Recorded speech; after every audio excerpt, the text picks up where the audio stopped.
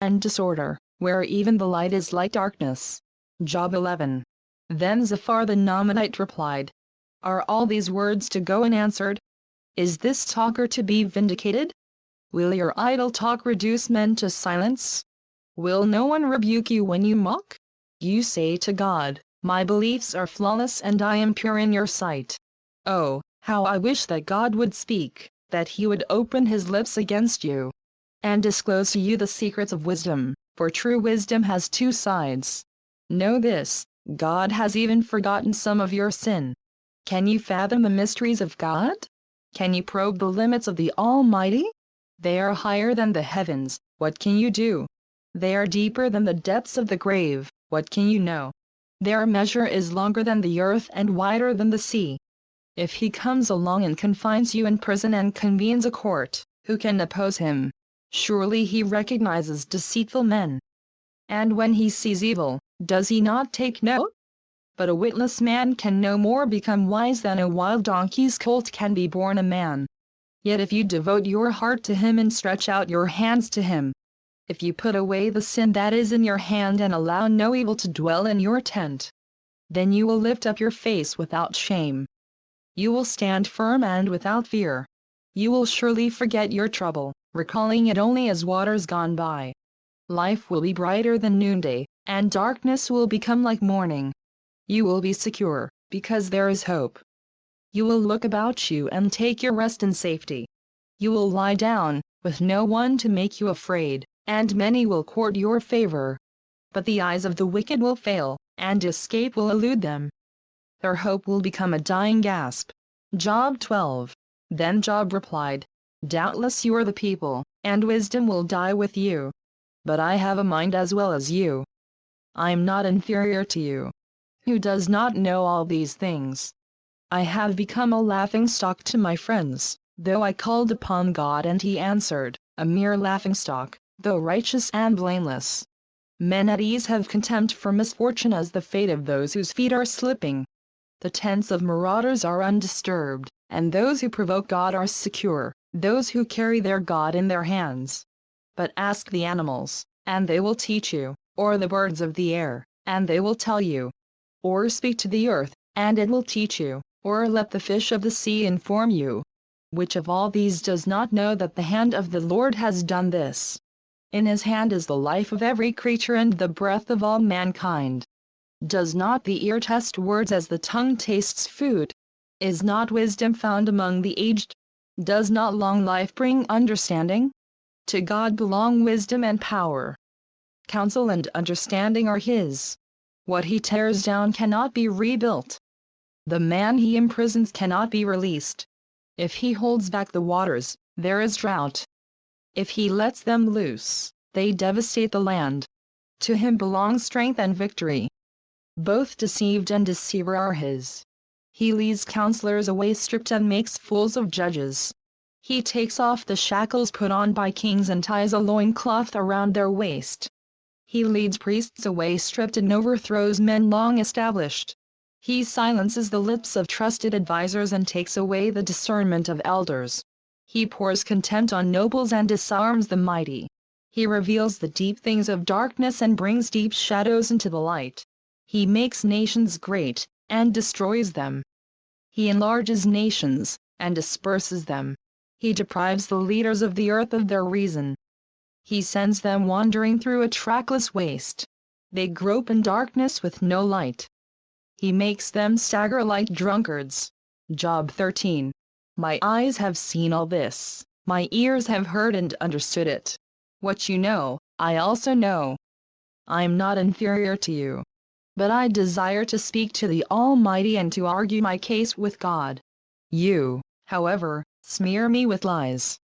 You are worthless physicians, all of you. If only you would be altogether silent. For you, that would be wisdom. Hear now my argument. Listen to the plea of my lips. Will you speak wickedly on God's behalf? Will you speak deceitfully for him?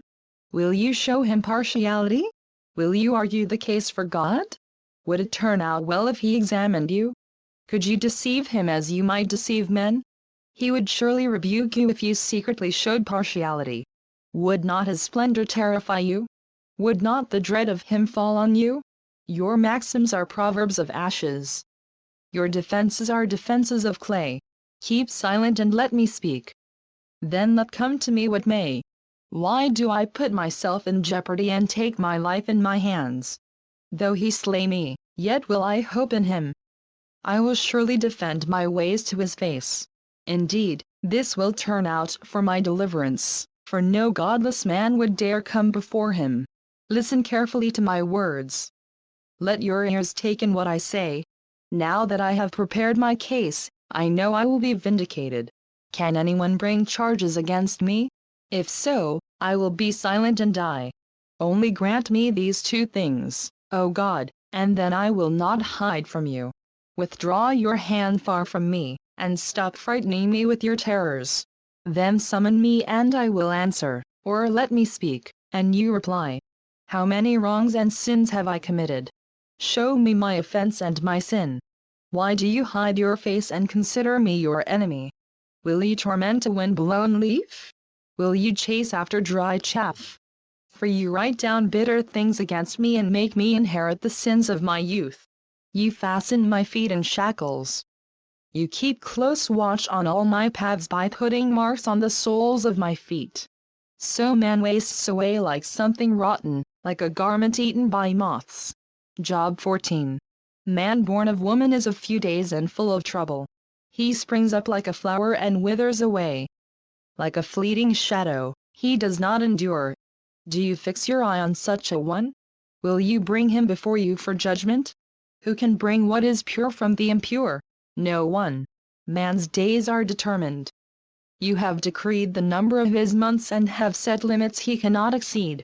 So look away from him and let him alone, till he has put in his time like a hired man. At least there is hope for a tree. If it is cut down, it will sprout again, and its new shoots will not fail. Its roots may grow old in the ground and its stump die in the soil. Yet at the scent of water it will bud and put forth shoots like a plant. But man dies and is laid low. He breathes his last and is no more. As water disappears from the sea or a riverbed becomes parched and dry, so man lies down and does not rise. Till the heavens are no more, men will not awake or be roused from their sleep. If only you would hide me in the grave and conceal me till your anger has passed. If only you would set me a time and then remember me. If a man dies, will he live again? All the days of my hard service I will wait for my renewal to come. You will call and I will answer you. You will long for the creature your hands have made. Surely then you will count my steps but not keep track of my sin. My offenses will be sealed up in a bag. You will cover over my sin. But as a mountain erodes and crumbles and as a rock is moved from its place, as water wears away stones and torrents wash away the soil, so you destroy man's hope. You overpower him once for all, and he is gone. You change his countenance and send him away. If his sons are honored, he does not know it. If they are brought low, he does not see it.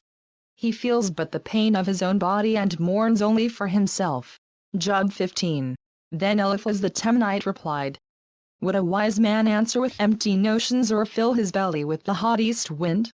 Would he argue with useless words, with speeches that have no value? But you even undermine piety and hinder devotion to God. Your sin prompts your mouth. You adopt the tongue of the crafty. Your own mouth condemns you, not mine. Your own lips testify against you. Are you the first man ever born? Were you brought forth before the hills? Do you listen in on God's counsel? Do you limit wisdom to yourself? What do you know that we do not know? What insights do you have that we do not have? The gray-haired and the aged are on our side, men even older than your father. Are God's consolations not enough for you, words spoken gently to you? Why has your heart carried you away, and why do your eyes flash? So that you vent your rage against God and pour out such words from your mouth? What is man, that he could be pure, or one born of woman, that he could be righteous? If God places no trust in his holy ones, if even the heavens are not pure in his eyes, how much less man, who is vile and corrupt, who drinks up evil like water, Listen to me and I will explain to you. Let me tell you what I have seen. What wise men have declared, hiding nothing received from their fathers, to whom alone the land was given when no alien passed among them. All his days the wicked man suffers torment, the ruthless through all the years stored up for him. Terrifying sounds fill his ears. When all seems well, marauders attack him. He despairs of escaping the darkness. He is marked for the sword. He wanders about, food for vultures. He knows the day of darkness is at hand. Distress and anguish fill him with terror. They overwhelm him, like a king poised to attack, because he shakes his fist at God and vaunts himself against the Almighty, defiantly charging against him with a thick, strong shield. Though his face is covered with fat and his waist bulges with flesh, he will inhabit ruined towns and houses where no one lives, houses crumbling to rubble. He will no longer be rich and his wealth will not endure, nor will his possessions spread over the land. He will not escape the darkness. A flame will wither his shoots, and the breath of God's mouth will carry him away. Let him not deceive himself by trusting what is worthless, for he will get nothing in return. Before his time he will be paid in full, and his branches will not flourish. He will be like a vine stripped of its unripe grapes, like an olive tree shedding its blossoms. For the company of the godless will be barren, and fire will consume the tents of those who love bribes. They conceive trouble and give birth to evil. Their wombs fashion deceit. Job 16. Then Job replied, I have heard many things like these. Miserable comforters are you all. Will your long-winded speeches never end? What ails you that you keep on arguing? I also could speak like you, if you were in my place. I could make fine speeches against you and shake my head at you, but my mouth would encourage you. Comfort from my lips would bring you relief. Yet if I speak, my pain is not relieved. And if I refrain, it does not go away. Surely, O God, you have worn me out. You have devastated my entire household. You have bound me, and it has become a witness. My gauntness rises up and testifies against me. God assails me and tears me in his anger and gnashes his teeth at me. My opponent fastens on me his piercing eyes. Men open their mouths to jeer at me. They strike my cheek in scorn and unite together against me. God has turned me over to evil men and thrown me into the clutches of the wicked. All was well with me, but he shattered me. He seized me by the neck and crushed me. He has made me his target. His archers surround me. Without pity, he pierces my kidneys and spills my gall on the ground. Again and again he bursts upon me. He rushes at me like a warrior. I have sewed sackcloth over my skin and buried my brow in the dust. My face is red with weeping, deep shadows ring my eyes. Yet my hands have been free of violence and my prayer is pure. O earth, do not cover my blood. May my cry never be laid to rest. Even now my witness is in heaven. My advocate is on high. My intercessor is my friend as my eyes pour out tears to God. On behalf of a man he pleads with God as a man pleads for his friend. Only a few years will pass before I go on the journey of no return. Job 17. My spirit is broken, my days are cut short, the grave awaits me. Surely mockers surround me.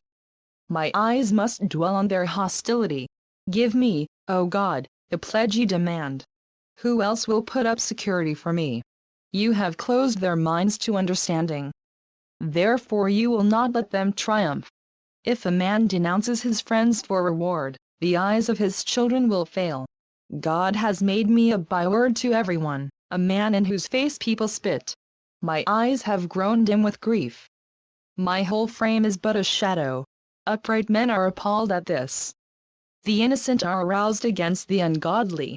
Nevertheless, the righteous will hold to their ways, and those with clean hands will grow stronger. But come on, all of you, try again. I will not find a wise man among you. My days have passed, my plans are shattered, and so are the desires of my heart. These men turn night into day. In the face of darkness they say, light is near. If the only home I hope for is the grave, if I spread out my bed in darkness, if I say to corruption, you are my father, and to the worm, my mother or my sister, where then is my hope? Who can see any hope for me? Will it go down to the gates of death? Will we descend together into the dust? Job 18. Then Bildad the Shuhite replied, when will you end these speeches? Be sensible, and then we can talk. Why are we regarded as cattle and considered stupid in your sight? You who tear yourself to pieces in your anger, is the earth to be abandoned for your sake? Or must the rocks be moved from their place? The lamp of the wicked is snuffed out. The flame of his fire stops burning. The light in his tent becomes dark. The lamp beside him goes out. The vigor of his step is weakened. His own schemes throw him down. His feet thrust him into a net and he wanders into its mesh. A trap seizes him by the heel. A snare holds him fast. A noose is hidden for him on the ground. A trap lies in his path. Terrors startle him on every side and dog his every step. Calamity is hungry for him. Disaster is ready for him when he falls. It eats away parts of his skin. Death's firstborn devours his limbs. He is torn from the security of his tent and marched off to the king of terrors. Fire resides in his tent. Burning sulfur is scattered over his dwelling. His roots dry up below and his branches wither above. The memory of him perishes from the earth. He has no name in the land. He is driven from light into darkness and is banished from the world. He has no offspring or descendants among his people, no survivor where once he lived. Men of the West are appalled at his fate. Men of the East are seized with horror. Surely such is the dwelling of an evil man. Such is the place of one who knows not God. Job 19. Then Job replied, how long will you torment me and crush me with words? 10 times now you have reproached me. Shamelessly you attack me. If it is true that I have gone astray, my error remains my concern alone.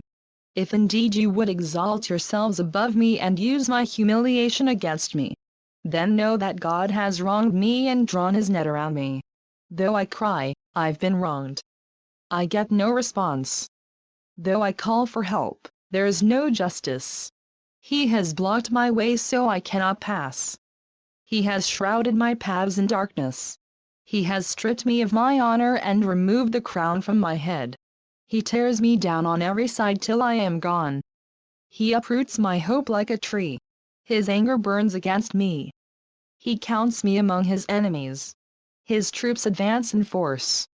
They build a siege ramp against me and encamp around my tent. He has alienated my brothers from me. My acquaintances are completely estranged from me. My kinsmen have gone away. My friends have forgotten me. My guests and my maidservants count me a stranger. They look upon me as an alien. I summon my servant, but he does not answer, though I beg him with my own mouth. My breath is offensive to my wife. I am loathsome to my own brothers. Even the little boys scorn me. When I appear, they ridicule me. All my intimate friends detest me. Those I love have turned against me. I am nothing but skin and bones. I have escaped with only the skin of my teeth. Have pity on me, my friends, have pity, for the hand of God has struck me. Why do you pursue me as God does? Will you never get enough of my flesh? Oh, that my words were recorded, that they were written on a scroll, that they were inscribed with an iron tool on lead, or engraved in rock forever. I know that my Redeemer lives, and that in the end he will stand upon the earth. And after my skin has been destroyed, yet in my flesh I will see God. I myself will see him with my own eyes, I, and not another. How my heart yearns within me. If you say, how we will hound him, since the root of the trouble lies in him, you should fear the sword yourselves. For wrath will bring punishment by the sword, and then you will know that there is judgment. Job 20. Then Zophar the Naamanite replied, my troubled thoughts prompt me to answer because I am greatly disturbed. I hear a rebuke that dishonors me, and my understanding inspires me to reply. Surely you know how it has been from of old, ever since man was placed on the earth, that the mirth of the wicked is brief, The joy of the godless lasts but a moment. Though his pride reaches to the heavens and his head touches the clouds, he will perish forever, like his own dung. Those who have seen him will say, "Where is he?"